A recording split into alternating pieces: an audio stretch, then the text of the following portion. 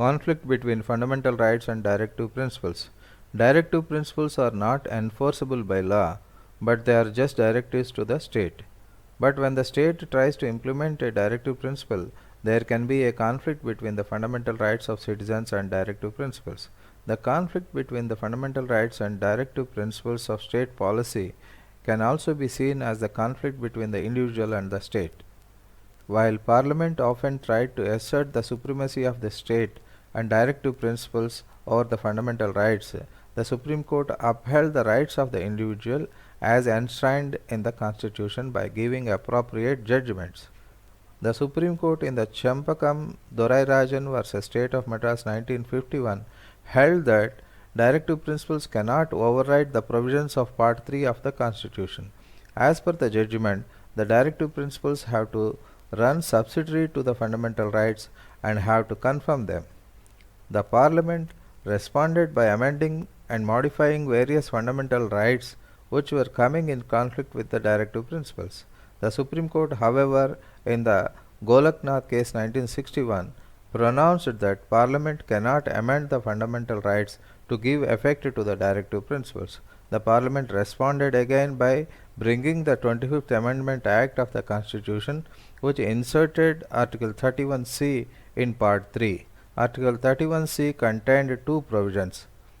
First one, if a law is made to give effect to directive principles in Article 39B and Article 39C, and in the process the law violates Article 14 and Article 19 and Article 31, then the law should not be declared as unconstitutional and void merely on this ground.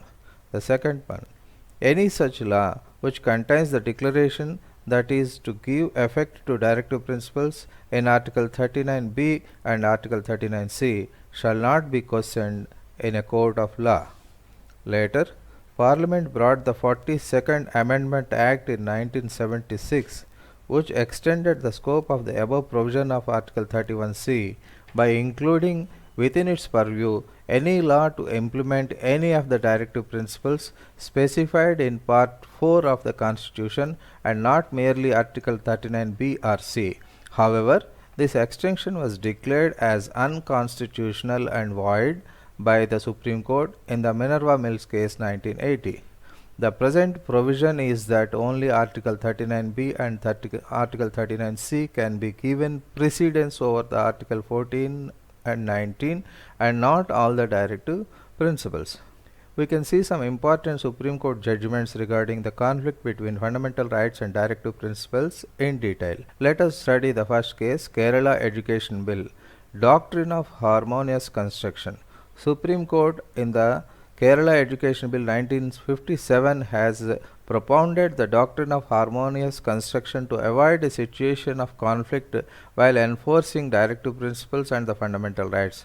As per this doctrine, the court held that there is no inherent conflict between fundamental rights and directive principles, and the courts, while interpreting a law, should attempt to give effect to both and should try to harmonize the two as far as possible. The court further said that where two interpretations of the law is possible and one interpretation validates the law while the other interpretation makes the law unconstitutional and void, then the first interpretation which validates the law should be adopted. But if only one interpretation is possible which leads to conflict between directive principles and fundamental rights, the court has option but to implement fundamental rights in preference to directive principles. Second case, Champakam Dorairajan case 1952. The court said that all fundamental rights are superior over directive principles.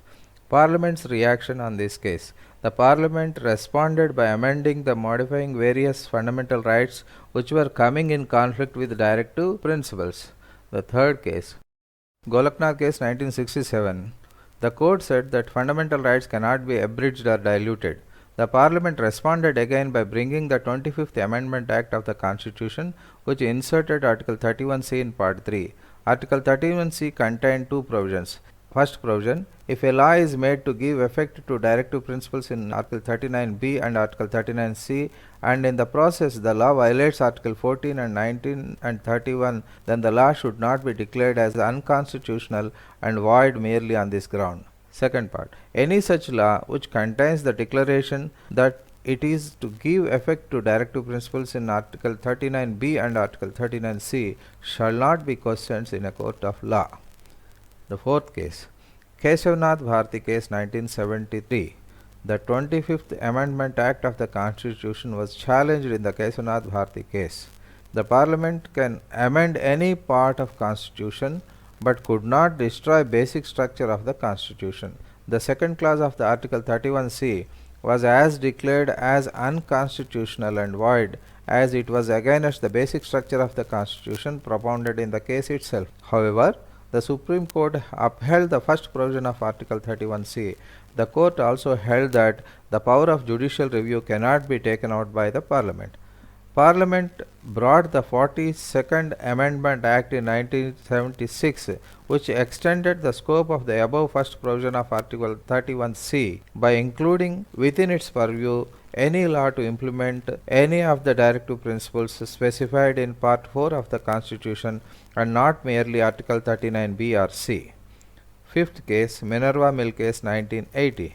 A law under Article 31c would be protected only if it is made to implement directives in Article 39b and 39c and not any other directive principles.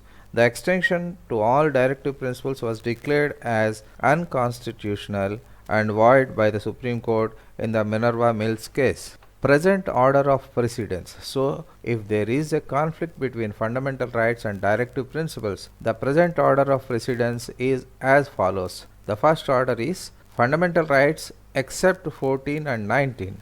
The second order, directive principles 39b and 39c. The third order, fundamental rights 14 and 19. And the fourth one is directive principles except 39b and 39c.